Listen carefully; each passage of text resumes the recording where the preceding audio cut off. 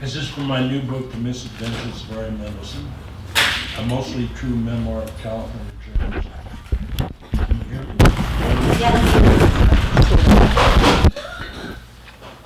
How losing his virginity made Ari realize just how hot he really was.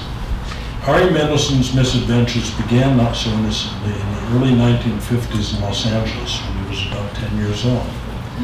Other than the many memories he had of a school chum named Diana, his fondest memories from Westwood Elementary School were about Groucho Marx coming over every afternoon to pick up his granddaughter.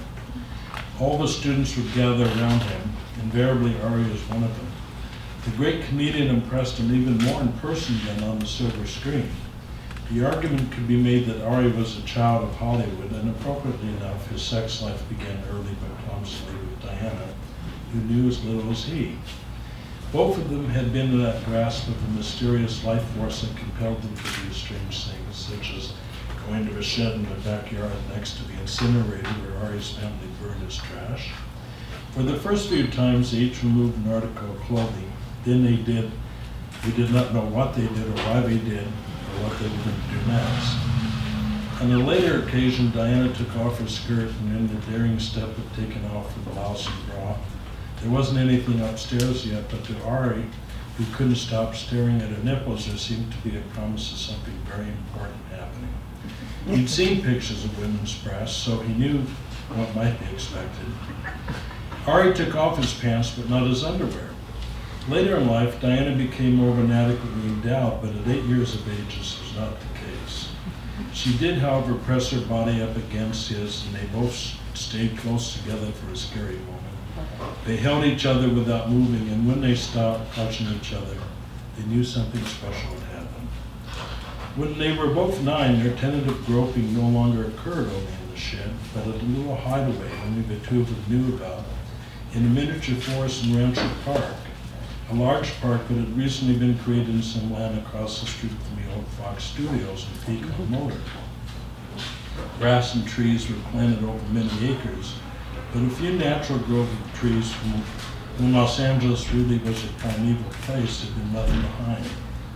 Ari and Diana returned to their forest hideaway almost as often as they slid into a shed in the back of Ari's house.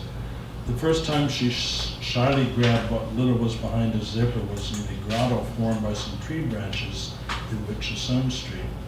The place had the feeling of a cathedral, a cradle of ancient tree roots in the ground and old gnarly tree trunks that soared high above. It was the floor of this cathedral he first actually touched her on the nipples and didn't just stare. She tentatively began to feel pulsing in her obliging hand. Over the next years, they were never quite clear exactly what they were supposed to be doing, but they deduced that being naked was the first step because it was especially exciting to take the clothes off together. Invariably, there were occasional tentative gropes, and at one time, and Ari was embarrassed when his penis got really hard, and he came. He didn't know exactly what he was supposed to do, and it was all quite unexpected.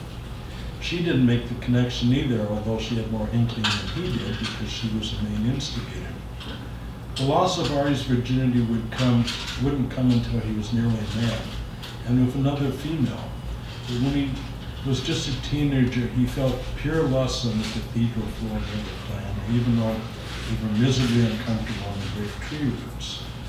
It was the closest he ever felt to God, as she, for the third time, unbuttoned her blouse and clasped her brow. He couldn't stop gently touching her breast. Ari and Diana became inseparable. He would come by every morning to walk her to school. After school, he would escort her home. On weekends, they were always together. Ari's mom, in particular, liked the budding relationship and encouraged it. The young love suffered a bit when he was 13 and he was set off to a military school at the base of Mount Lowe in the San Gabriel Mountains. Mount Lowe had a colorful history involving the famed narrow-gauge railway and the Grand Hotel out there at the mountain, built by a man named Lowe. The school was called Mount Lowe Military Academy. There was a stark beauty to the place. The alluvial landfill at the base of the mountain range had vegetation that had been planted on it some years before, so there were lots of trees and brush. But despite the flora and fauna, the overriding sense of the place was being underneath a terrifying, desolate, Gothic, enormous geological protuberance jutting out of nowhere. Away from home for the first time, he looked forward to the evenings when he would get into bed and imagine Diana was with him.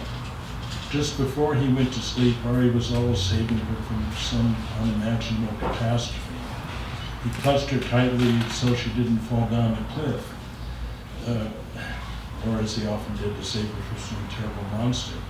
He still hadn't quite figured out what he was supposed to touch or not touch, but even at that age, Ari decided deducted that breasts were an important part of a woman's anatomy.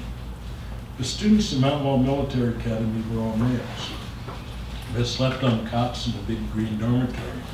The captain, he had some sort of prosaic American name, but Ari remembered only as the captain, was the supreme authority of the place, especially for an unlucky few once the lights went out. He was an ancient 16-year-old and had an unsettling kind of roly-poly and smooth-faced despotism in everything he did. Everyone was afraid of him, but Ari wasn't quite sure why. The captain never accosted him, although he learned that others had been attacked in some unspecified manner, but they didn't talk about what exactly had happened. It was confusing to him. I knew that strange, mysterious attraction of Diana had to do with the fact that he was male and she was female. He did not grasp males being fascinated by males that way. Males were dirty and sweaty, not attractive, not particularly graceful or exciting or intelligent.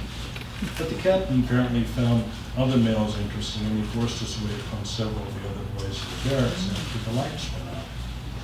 Ari wasn't sure exactly what he did or any more than he knew what was expected of him with Diana. One day everyone was called to the parade field, and in a big full dress ceremony of some type, the captain was stripped of his rank and chest full of medals he carried on his uniform. As far as Ari knew, he disappeared from the face of the earth. The whole experience drove Ari ever more into the fantasies that accompanied him to bed each night. Everything about the school was depressing. The fact that the captain enforced himself to some of the boys at night especially affected him. He was constantly regarded as weird by the other students because he loved classical music and read books. The other students talked of nothing else but baseball and Elvis Presley. He was under constant attack because he exhibited no interest in these things. Worse, he wasn't even left alone when he tried to read a book instead of watching television or turning on a radio to the classical music station. Sometimes he would read books with a flashlight under the blanket once the dim lights in the barracks went out. But mostly he would escape into his own head when he pulled the blanket up over his body on the uncomfortable cot where he slept. There were only cheap green-painted plywood dividers between him and the other students, but at night he felt some protection from the others. Once taps were played and the lights went off, he could at least pull up the covers to block everything out. When he was alone, he could imagine himself a superhero. Superman was his favorite, and his fantasies continued after he'd fallen asleep. In one reoccurring dream, he saved his beloved as they fell off a cliff. He always woke up before we hit the bottom. There was always a lot of falling with her in dreams. Every couple of weeks he came home and he almost always visited Diana. Her father was a music director of a big upper-class Protestant church in West Los Angeles that was still quite splendid. Ari's mother, a pianist, regularly played Bach in that church. He was famous for his large organ. Ari didn't know what Diana thought of his organ. She touched it. He hadn't touched her because he didn't see.